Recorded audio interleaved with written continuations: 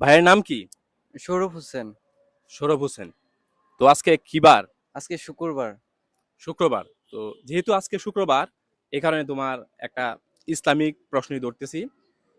প্রশ্নটা হইছে, কোন আজানের নামাজ নেই? কোন আজানে নামাজ নেই? এমনি তো আমরা সচরাচর ৫ ওয়াক্ত আজান শুনি, নামাজ পড়ি। কিন্তু এরকম একটা আজান আছে, এই আজানের নামাজ নেই। যখন ঝড় বৃষ্টি হয় তখন আজান দেয়, তখন তো নামাজ হয় না। শিওর? হ। কিন্তু আমি যে প্রশ্নটা করছি এটার কাছাকাছি হয়েছে, ঠিক আছে? কিন্তু আমি যেটা চাইতেছি তোমার মুখ থেকে শুনতে, এটা এখনো পাইছি না। তুমি কি এটা কি কনফার্ম করে নিবা নাকি অন্য কিছু বলবা? দেখো, চিন্তা করে দেখো। প্রশ্নটা কি? কোন কোন আজানের আজানে নামাজ নেই? নামাজ নেই?